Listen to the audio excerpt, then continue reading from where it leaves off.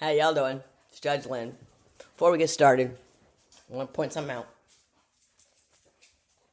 First of all, I want to thank whoever told me about people with thin hair conditioning. I stopped using so much conditioner and it actually looks better. It actually worked. I don't remember who you were, but thank you for that. I mean, you can still see my head, but it's not quite as bad. That's number one. Number two, see here? That's a bleach stain. And see here? That's a hole. Okay? I've had this shirt for 20 years. It is one of my favorite shirts of all time. I put it on this morning, realized I had these two problems. Now I got to throw it away, but I thought I'd give it a one last spin because I really like it. So ignore that. I was going to put a brooch on or something, but I don't have a brooch. And then everybody will be wondering, what is she doing with a brooch on? Because, I lost another ring. Fell off my finger. But anyhow, how y'all doing? I'm sitting up in the chair today because the dogs are driving me crazy. And here they come.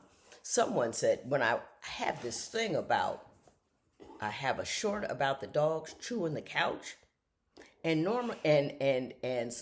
someone commented, your dogs don't get entertained enough. They're bored and they need bones. First of all, I'm home all day with these people. I got so good at being lazy that I could sit in my chair in my bedroom, open up the window, get a ball, throw it out.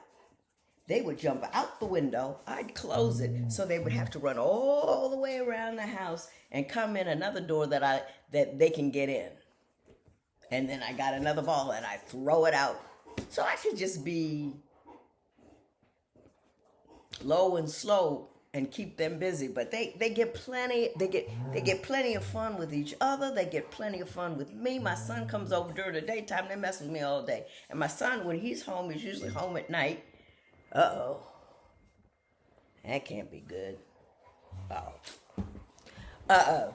I'm always looking for trouble, aren't I? Anyway, he goes out with them at night and throws the ball. So they're well cared for.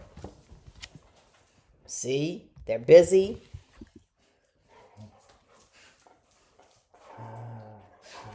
So, okay. Don't worry about the dogs. Worry about me. That's who you should worry about. Like, they took up my entire lawn, right? And so I had a whole new lawn put in. And I'm cheap, so that hurt my feelings completely. And then the guy said, well, we're going to put sprinklers in there. And I said, yeah, but the sprinklers, we've had situations with the sprinklers before.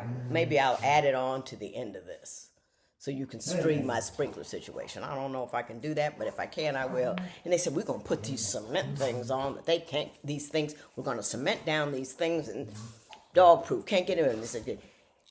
And I just started seeing these pop up around the house. Just popping up. It's popping up. Look at that. Just popping up. None are left in my yard.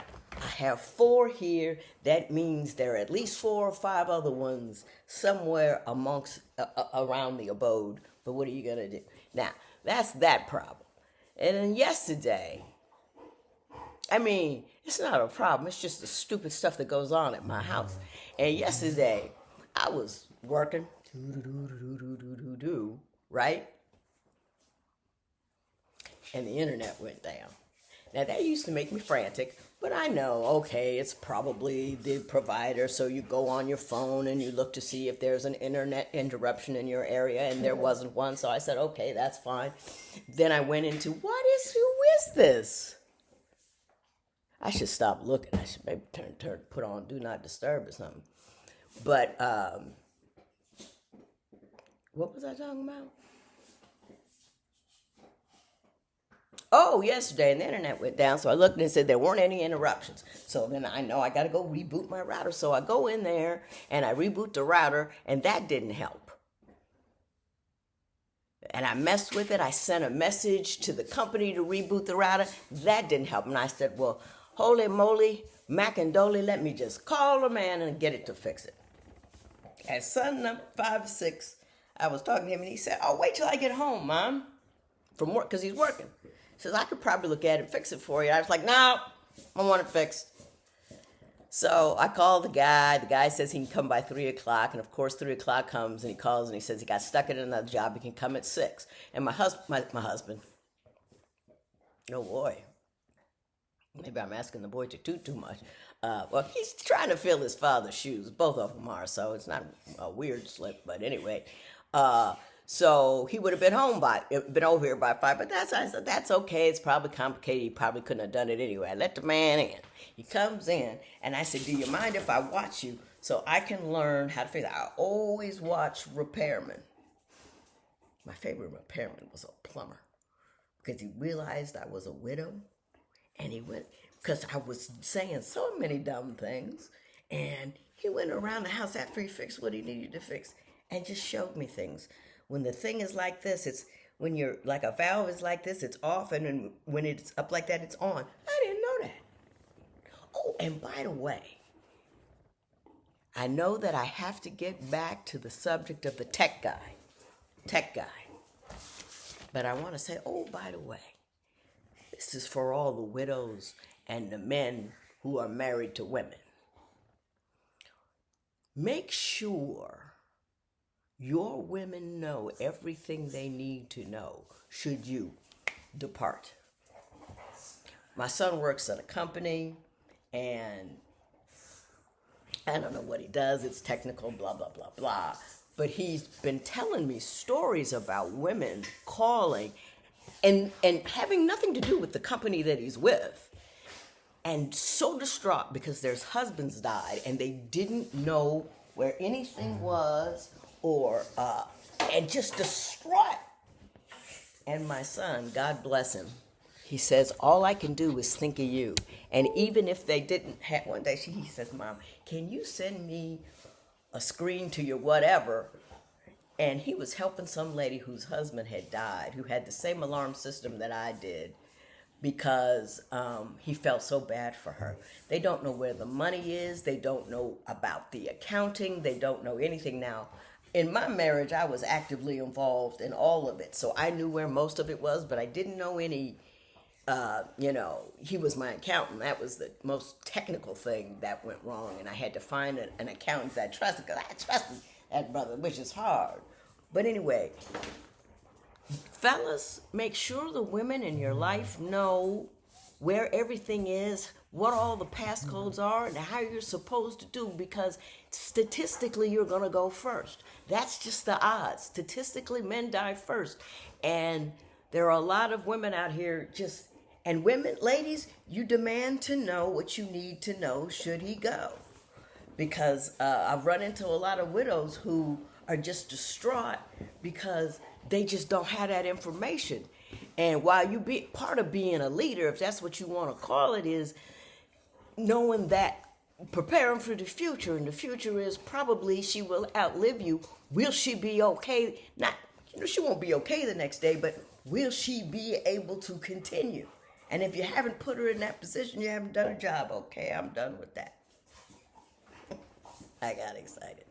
But anyway, now this is just bothering me now that I ever showed it to you. So now I'm going to do this. I'm very self-critical. I'm going to put, a friend of mine told me I should put a white rabbit on my screen. Which white rabbits? I'm not going to chase down the rabbit hole through the looking glass with Alice in Wonderland. I'm just going to cut it out. I need to stop. I ruminate, Like when I went to that speech in Oakland, I spent more time worrying about making the flight, and I was 3 hours early, than I did about the speech itself. I work on the speech a long time. I can take it. I know that's something I can do, but I have no control over airplanes and stuff like that. And, when people, I was going to speak to about 600 people, I'm worried about how to get home, not about what's about to happen. Because I enjoy what I do when I do it. But it's weird being me. It is weird being me. Now, I'm been all over the place. I don't know what I've said or what I've done. I was going to answer a question now. I can't remember what it was. But I will say this. I mean, oh, I was supposed to get back to the tech guy. And then the tech guy said, so I get in here and I said, can I? He said, yeah. So I walked in. He went like this. Everything started up. And I said, what in the world? He said, your power strip died, lady. That's all. Now, my son could have figured that out, but oh, no. Just jumping to pay the stupid tax. And then it made me realize how much more stupid tax I had been paying because there were a few things that I plugged into that power strip that didn't work, and I bought a new one. Stupid tax. I hate paying a stupid tax. And I pay it all the time. And he was really nice about it. He said, oh, lady, don't worry about it. It happens all the time. People panic. And I just felt stupid. But anyway, I'm not going to answer any questions today. Oh, by the way, I always forget to tell people that I answer questions on Judge Lynn. No. Judge Lynn podcast at gmail.com. I will put that address down there. I don't know how to make it clickable. I am sorry. I don't know if that's possible, but I will answer questions. I had a couple of questions from widows and all this kind of stuff, and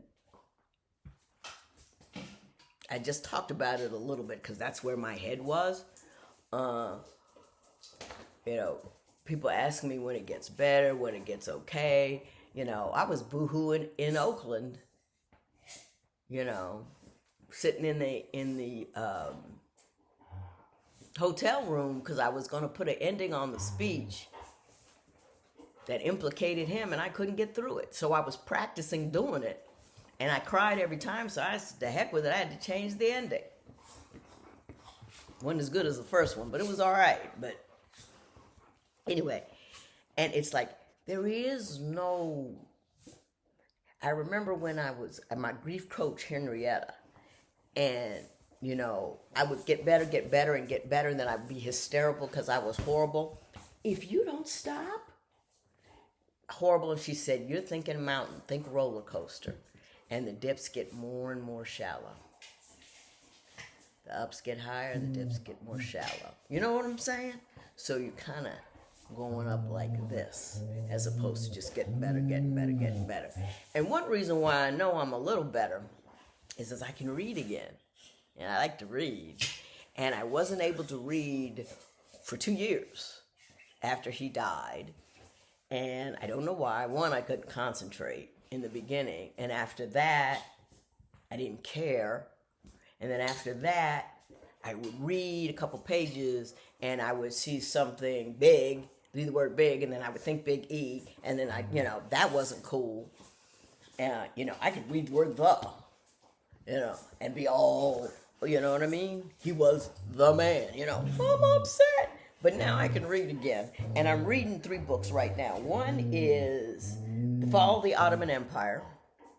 Good book.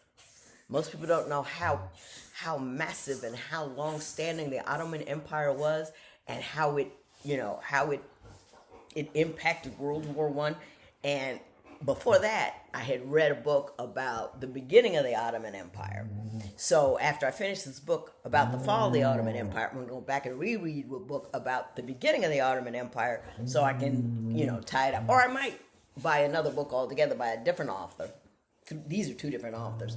So I could get a wider opinion. But anyway, the other book that I'm reading is called The Good Life. Lessons from the World's Longest Longitudinal Study. It's a Harvard study that talks about happiness. And they studied guys, I think I've talked about this before, but I'm going to talk about it again because I love it so much. They studied guys at Harvard in 1938 and guys, poor people and poor dudes in Boston in 1938. And in 1938, that's when all of the eugenics, this is right before This was in the process. Hitler was doing his thing, and race was everything. And they were talking about, not just black and white. It's like you got Nordic whites, which is the super white, and then you got Alpine, and then you got Mediterranean whites, and as you go darker, they get dumber, and then you have all of that, and they were trying to prove that. Madison Grant, he was so outrageous. They burned all his stuff when he died. But just talking about, but anyway. And so they did this study to bear out I believe, their beliefs about what makes people in better positions, the breeding, the brain, the racial thing, and they fool around and find out. Now this is when you know a study is doing the right thing. It has an idea of where it supposed to go, but it ends up someplace else altogether, and they own that result. They found that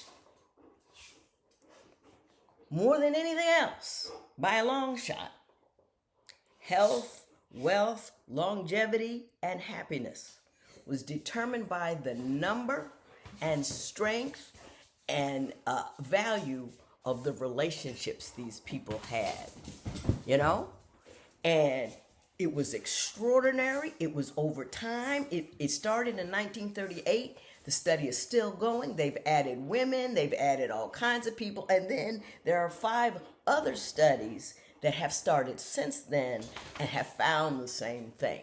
Which leads me to this. All of the dating advice we get. I know there's a glitch right here because I had to stop. Something happened.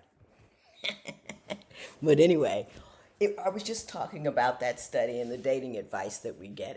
And it just seems to be so superficial. What person looks like, what they have, and all that. And all of that matters. It matters that you have a job. It matters that you're making an effort and all this kind of stuff. But let's just not keep it super. I don't know. And maybe it's just a particular, junction of people who are into the argument business. So I may be completely wrong about that. It's like a marriage must work like this. Marriage has to work the way you work.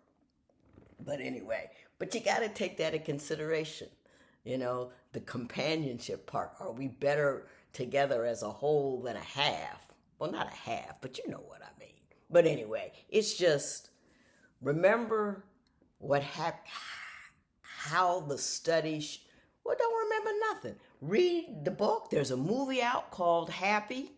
If you don't want to read the book or any of that, but the cool thing about the study was that they found that people in the study started to doing better emotionally along the way because they were required to,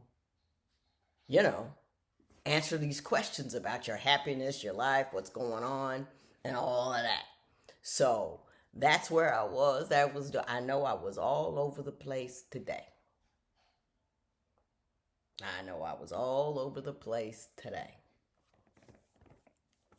We're going to say goodbye to the shirt because we will never see it again. I might. We're going to say goodbye to the shirt. And we're going to get our act together. And I'm actually going to try to attach another video at the end of this since I've already had to fix another thing. So maybe I'm just going to have to learn to be technical today. We'll see. I don't know what's going to happen.